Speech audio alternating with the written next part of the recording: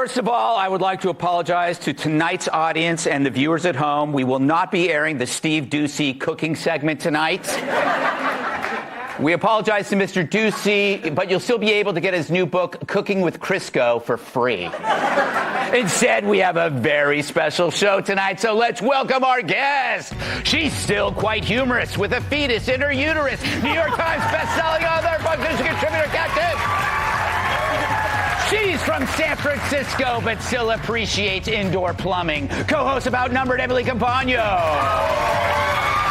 His deltoid can deflect an asteroid. New York Times bestselling author, comedian, and former NWA world champion, Tyrus. And he loves Diet Coke, but hates the woke. Choosing this insanity over Sean Hannity. Let's crank it up to 11 for President 45 and 47. The man who finally made no at 6'2", fighting out of the red corner from Queens, New York, the 45th President of the United States, Donald J.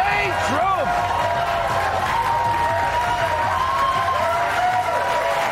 There you go. So, Mr. P, how's your golf game? Well, haven't been thinking about it too much lately.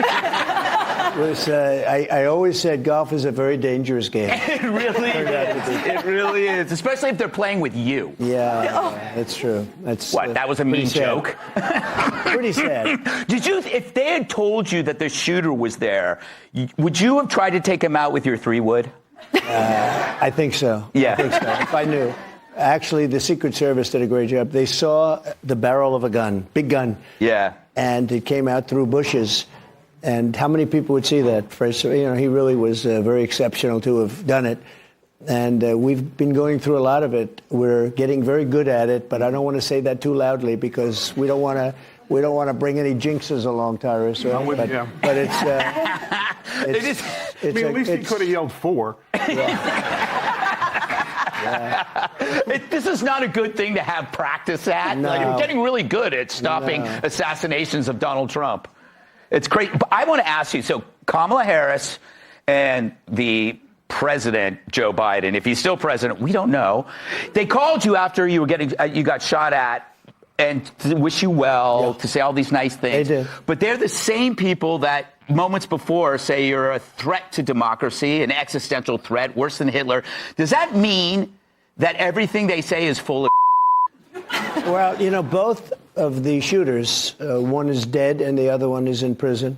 And it was really great work, again, by Secret Service. And a woman who saw somebody running and running for the car because he was caught and the Secret Service agent started shooting at him, didn't do any talking, said just, that's a barrel of a gun, started shooting, which was amazing. That he saw it, and then he started shooting. And so this man is running to the car, and a woman is a woman, of course. Woman's always a woman, right? We just found out, No, but think about that. How smart. Who would do this?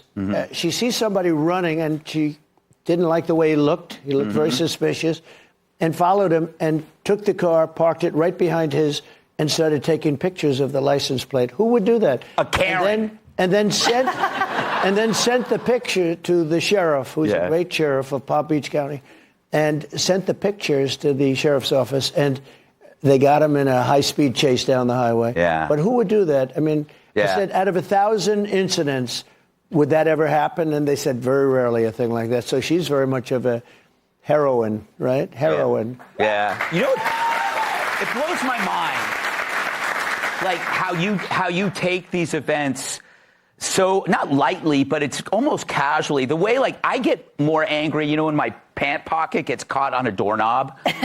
I get angrier about that than you get angry about getting shot at. It doesn't... How do you process that? Well, number one, do I have a choice? Yeah. Right? What am I going to do, right? Yeah. Do we have a choice? But, it's interesting. I was thinking a lot about it over the last period of time since Butler.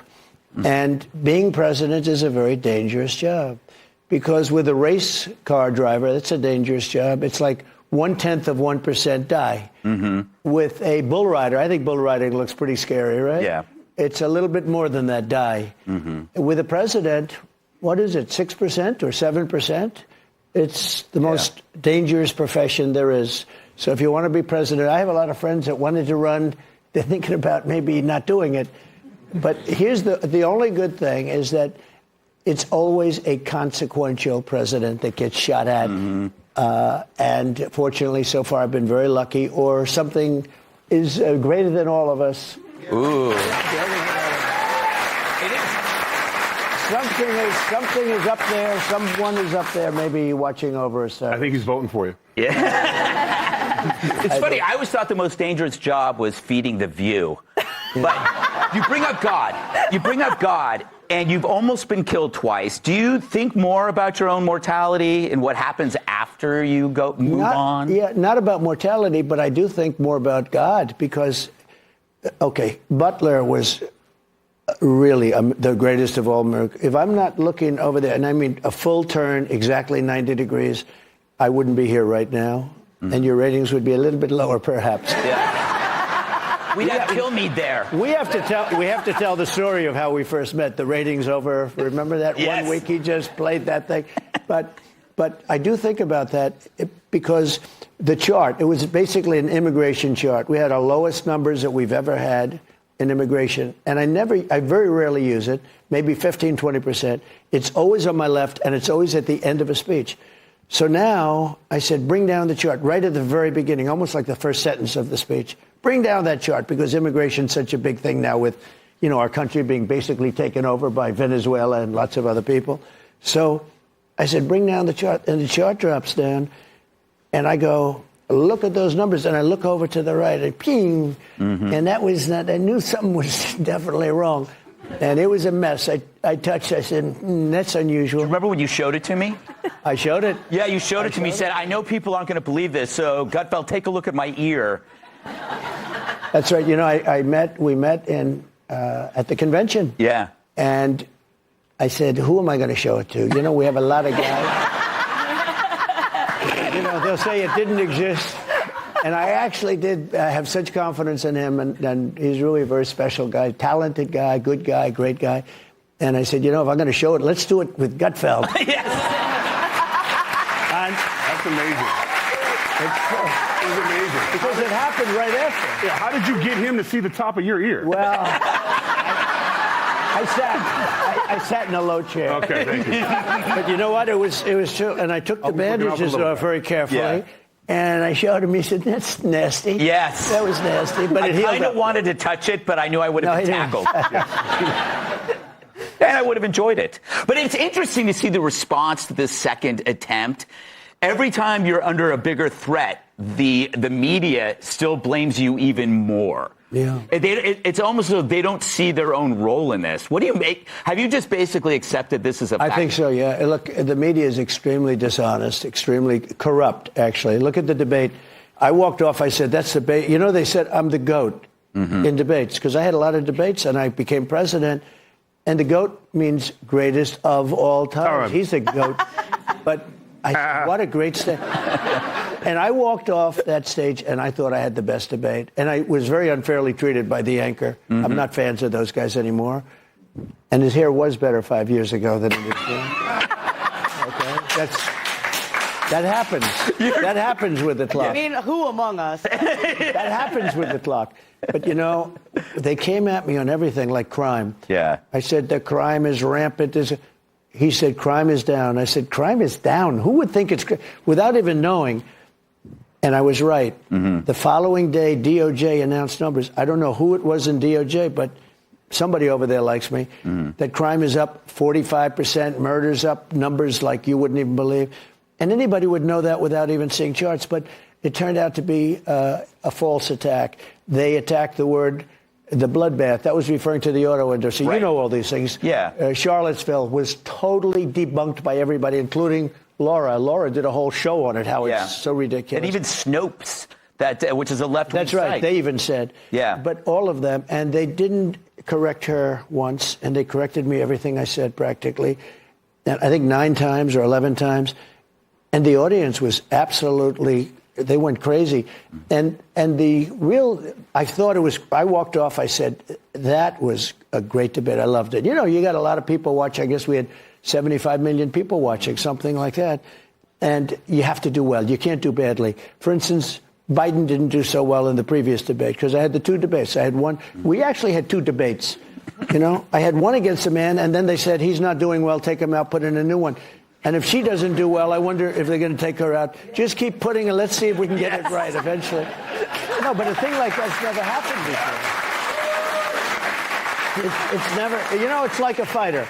He knows more about fighting, but I love the fighting. We love Dana White, all those guys. Dana is great. Well, your right? history in boxing is second to none. I'm more Mike Tyson fights than anybody. Yep. Mike is great, and they're all great. And they're, you know, amazing people, really. It's a very hard thing to be a fighter. Number one, you have to be able to take hundreds of shots to the face within a couple of rounds and enjoy going out for the fifth round. Yes. You know, there aren't a lot of guys. A lot of great athletes have tried to be fighters. It doesn't work out so well. Very rarely does it work out. But this was something that was a very special moment. I thought this was a tremendous debate. And when you look at it, you know, it's interesting. Now that they're reviewing it, it was all word salad from her. The first question, I said, what kind of an answer is that? But the fake news said, oh, she did well. No matter what you do, if I were Winston Churchill, he was a great debater, by the way, and an elegant debater, if I were Winston Churchill, they would say, well, he was okay, but he wasn't special tonight. That was the kind of stuff. You were exactly the same as the previous debate. That's what, if you look at it, there was... I think so. Yeah, there was no difference. I actually wanted that attitude. You know, I've had different attitudes, right? Yeah. And you never know about debate. It's a little like Mike Tyson said. He said, everybody has a plan until they get punched in the face. And there's a lot of truth to that, right? No, yeah. I mean, you walked in, you caught three before you even said hello to you. Well, I mean, I had people telling me that I'm wrong about things where I'm totally right. I was right about just about all of that stuff, that they were correcting me. And I think my only regret is that I wanted to be elegant and I didn't want to go after the anchors. I wish I did, in a way. Well, that's our job. We took care of them. We got All right, we got to take a quick break, and then we're going to come back with more from the future president, Donald Trump. It's coming your way. Hey, hey, it's video of the day.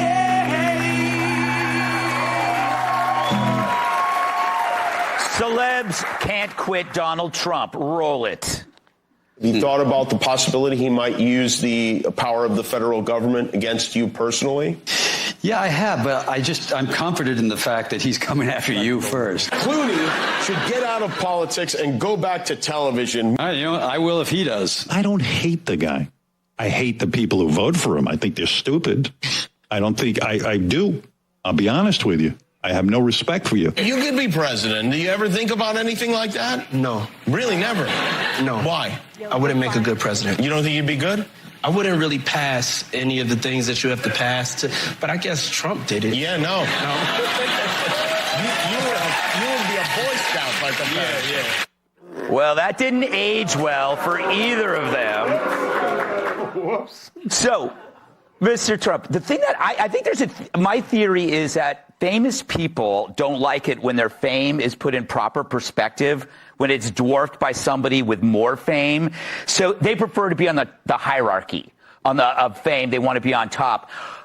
I notice a lot of these guys, it's an emotional response to the fact that you're bigger, more well-known. Does that make sense? Well, I know some of them, and like Howard, I was on Howard Stern's show as much as anybody, and he was great at that time, and then he went woke. Yeah. And since he's gone woke, his ratings have gone down the tubes, and he sort of went anti-Trump for a couple of reasons. But I was on his show a lot. Yeah. In fact, he has a best of. Did you ever see the best of Howard Stern? I don't want to promote it necessarily, but and I was there for just about all of them, the best of. We had good shows. He was good, but he's changed, and he doesn't do the ratings anymore. No, he doesn't. He doesn't have to. He's almost finished. Kat, do you remember Howard Stern? No, but you've been on every show. I mean, you've been on TV a lot. A lot of shows. I mean, would you rule out? I'm not saying now, but would you ever rule out doing reality TV again?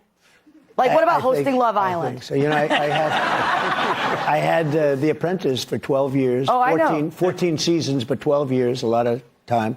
They wanted to renew me for 5 years. They were all set to do it, and I didn't want to do it. I wanted to I said I wanted to run for president.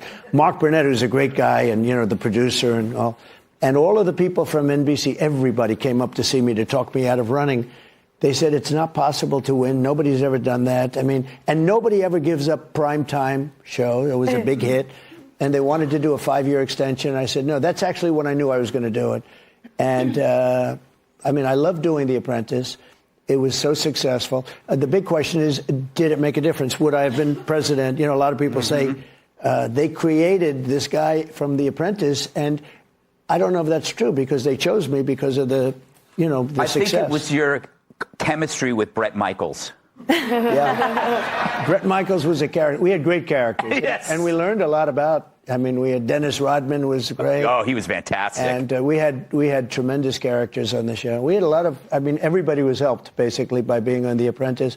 But I just wanted to do it. I saw what was happening with the country. The country was going bad.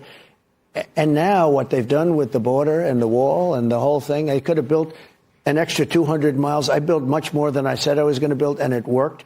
I had the Mexican government giving us 28,000 troops. We had so many Mexican troops, they had no choice. They had to. Otherwise, I said, I'm going to put tariffs on your cars that you stole from. You know, they stole 32% of our car industry, okay, you know, which is not, we'll get it back. Don't worry about it. But, you know, I really felt I wanted to do it because we can make our country. The Make America Great Again is such a great MAGA, is such a great tag.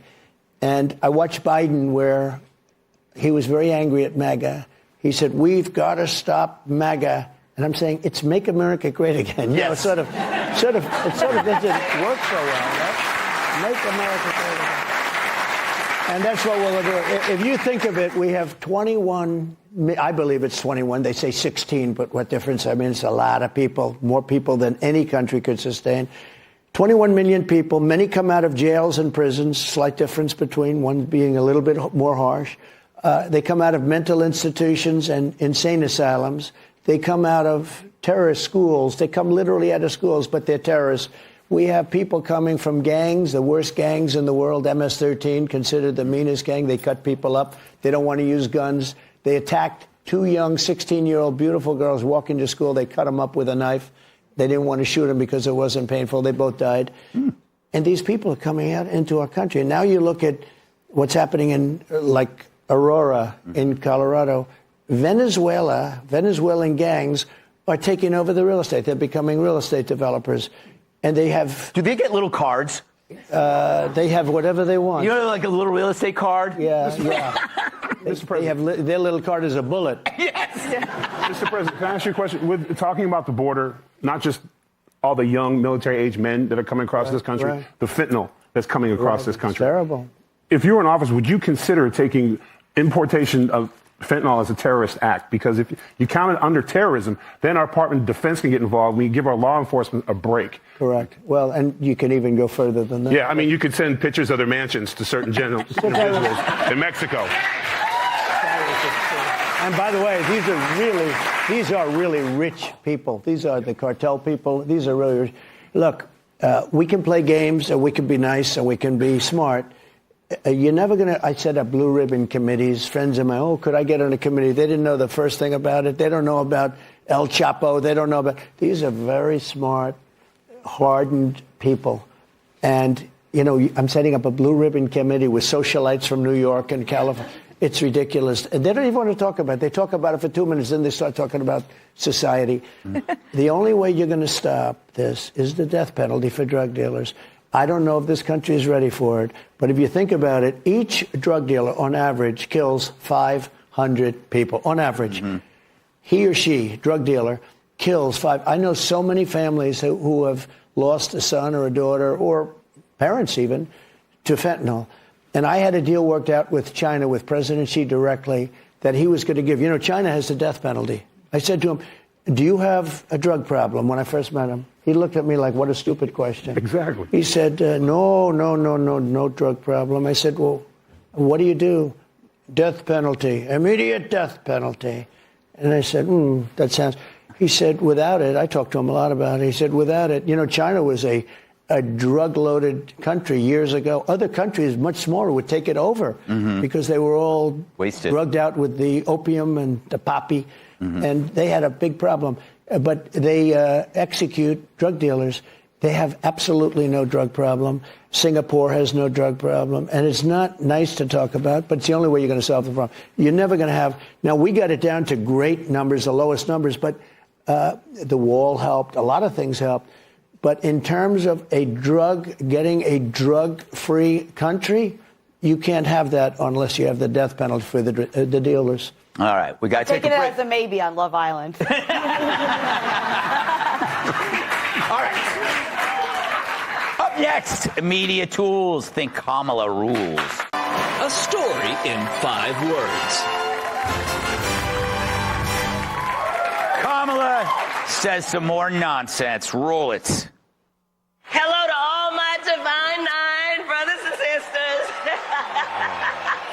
And my soror. It was school photo day. You remember what that's like? You really ought to understand at a very deep level how much your words have meaning. A future where we can see what is possible unburdened by what has been. We can see what is possible unburdened by what has been. Unburdened by what has been. Well, do you... There's an objective crowd. All right. It's hard to kind of figure out what she's saying. Why doesn't anybody ever ask a follow-up question? Like, what do you mean? Well, that should have happened in the debate. Yeah. And the interesting thing is, doesn't do interviews. You would not see her come onto the show, I can tell you right now. We ask her now. Come on this show, Kamala. We'll have a box of wine. She doesn't like doing interviews. Yeah. And she's not knowledgeable about economy and various things, and I think it would be a problem. But you know what? He was pretty much gone. They said, Joe, it's over. You're getting out. And he said, I'm not getting out. You're getting out. And they were very nasty, 25th Amendment and everything else. He got out, and they put her in. And she's somehow a woman. Somehow she's doing better than he did. Yeah. But I can't imagine it can last because so weak on people coming in. You know, she was the border czar. Yeah. She allowed 21 million people to come in, the thing we were just talking about. Yeah. And many of these people are the wrong people for this country. You have murderers, you have killers, you have prisoners. Prisons are being emptied out all over the world, not just in South America, and they're coming in. She allowed that.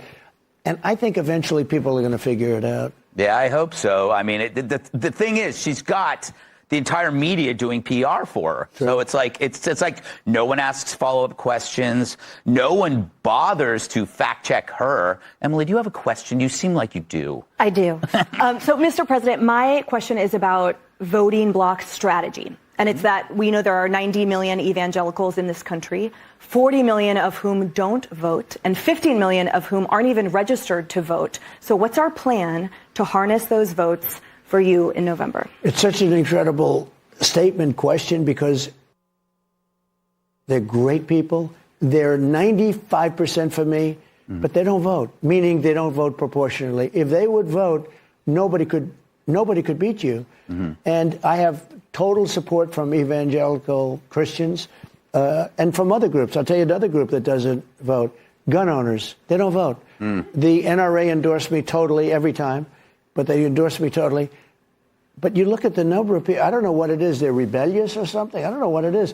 But evangelicals, if they voted, there wouldn't even be an election. You could cancel it. If the gun owners voted, I mean, the gun owners are just a massive proportion.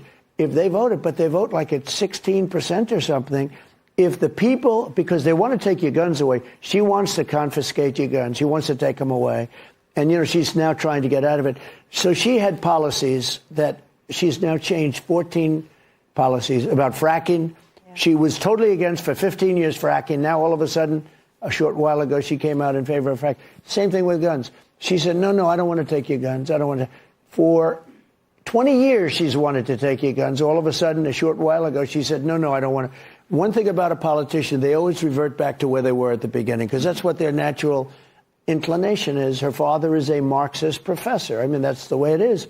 And he's currently, and I don't know what happened to the father, but we haven't seen him. I'd love to be able to talk to him. You know, Barack Hussein Obama's brother is supporting Trump. This Governor Walz, his brother and his whole family is supporting Yeah. me. In fact, they want to make contributions to my campaign. Well, to be fair, a lot of brothers are supporting President Trump. That's true. That's true. Lay up. That's what we do over here. It is funny. Waltz is a strange dude. Oh, he's strange. He is he's strange. crazy. Him and I are the same age. How does he look so much younger? No, he's a strange guy. Strange. You know, times. he called up years ago. I was in the White House, and he said, my house is being surrounded by people with American flags. I said, is that a good thing or a bad thing? He said, I think they're going to attack me. This was during the riots and everything else. They were MAGA people. You know, they like the American flag, all right? And they also had Trump. And I said, how do you know? There were about 15,000, He said, could you put out a word like that I'm your friend? I don't even know him, but that's the only time I ever spoke to him.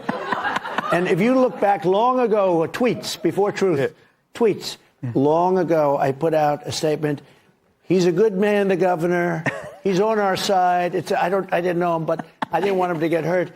And everybody put down their flags and they left. Yes. He said it was a miracle. He said it was a miracle. I didn't want him to get hurt. Scared by the American flag. They say he's not a nice guy. I would have had fun with that. I'm like, it's called a barbecue. Go outside. He remembers it, actually. He was a little bit nervous about things. They had one guard. He said, we have one guard at the door. It was the mansion for the state.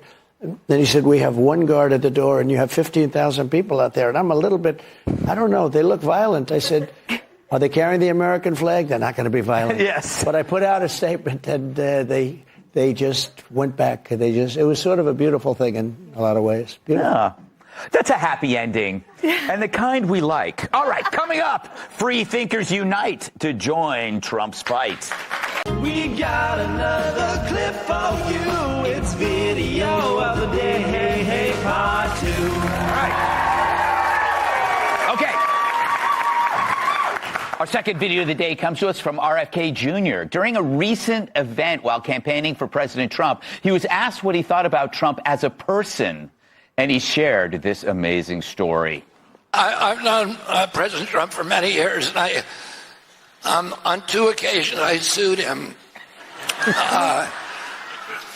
He was trying to build golf courses up in the New York City reservoir watershed, and I sued him successfully to stop that. And at one point, my wife, she wanted to go to Palm Beach for the weekend to see my mom over Easter, and I said, I didn't want to buy tickets for all the kids. And she said, what if I find a free ride? And I said, okay. Then she said, I found a free ride. And I said, who? And she said, Donald Trump. And I said, I'm suing him. And she said, he told me he knows you're suing him, but it's okay anyway. And we ended up flying down with him, and I had a great time. I still sued him, and...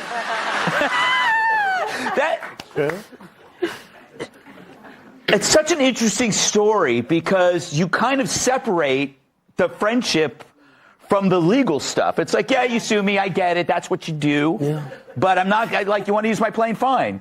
I mean, some people would not understand that. No, I think I have been able to do that. Otherwise, I would have nobody to talk to at all.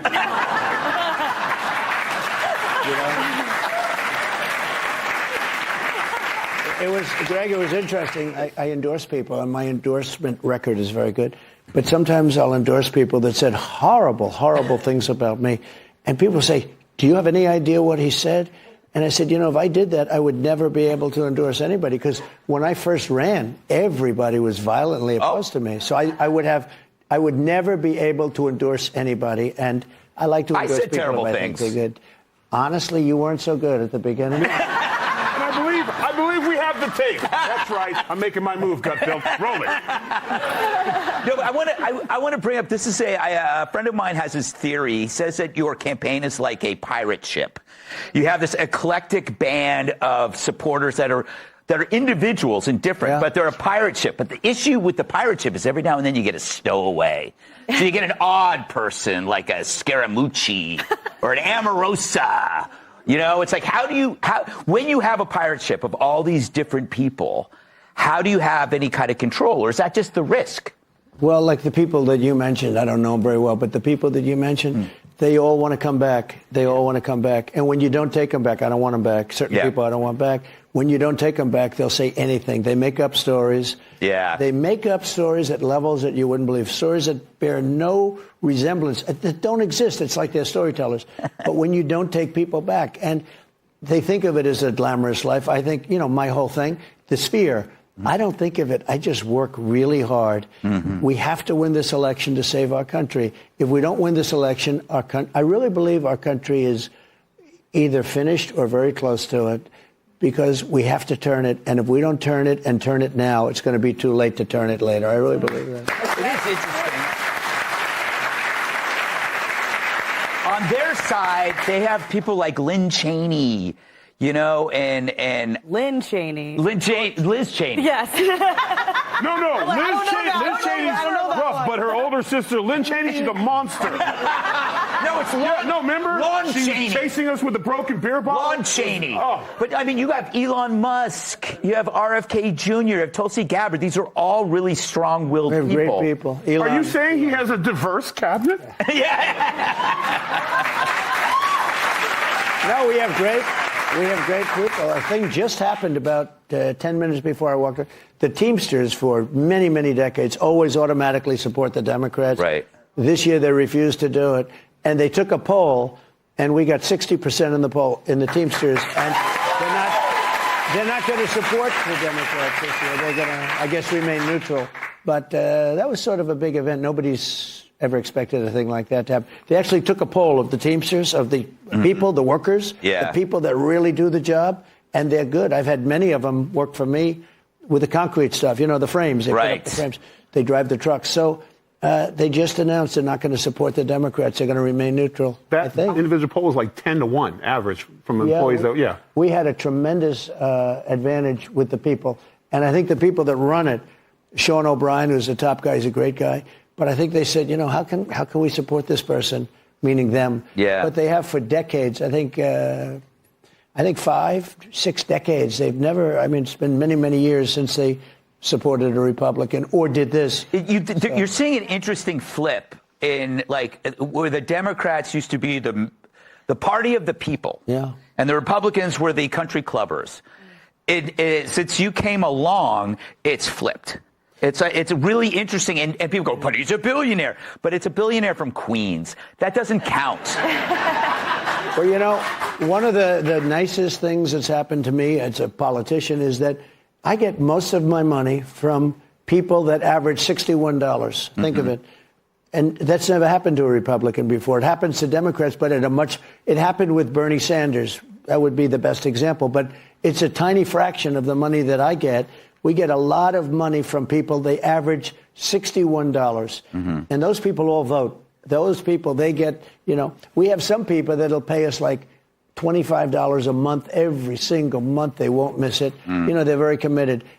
There's never been a Republican where that happened, too, where you get your money. It's called the small money. The small money is ultimately big money because there's so many people contributing. So, that's like a great honor for me. Yeah, I'm like that. It's something I always sign up for and then forget. Well, that's like Paramount. Can I please ask a question just because I'm never going to be allowed in a room with the president again? Sure. Are there aliens at Area 51? I'll tell you, it's a funny thing because I think that might be a question that I get more than any question.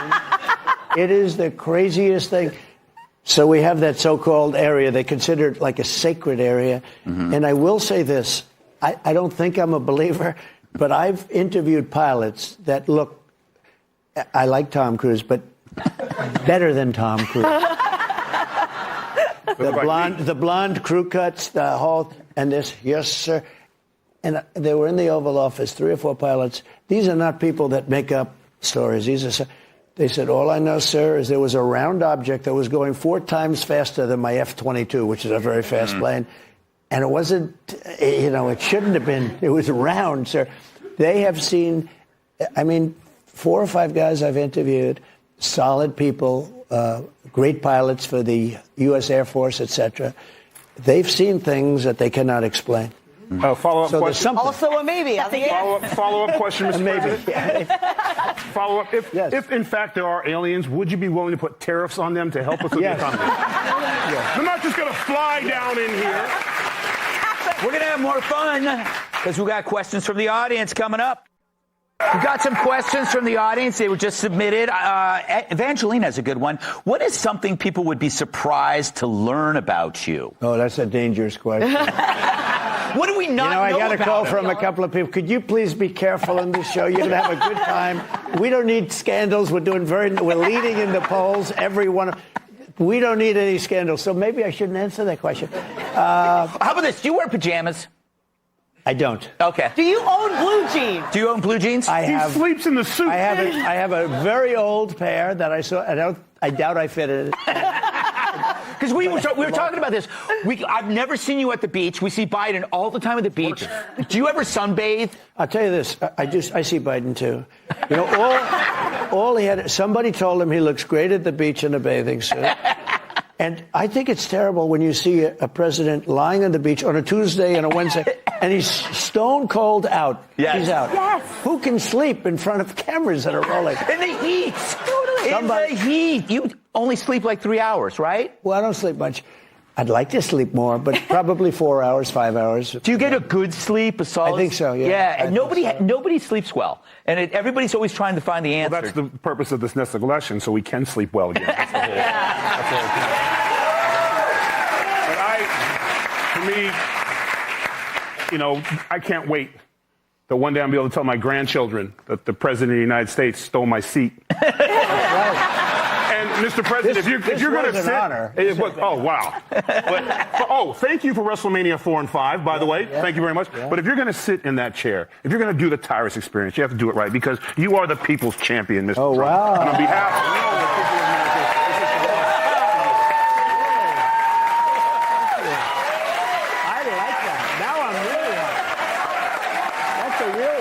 That's a good one. that's the man who makes all the professional ones. Beautiful, yeah. There you go. It's a crowd.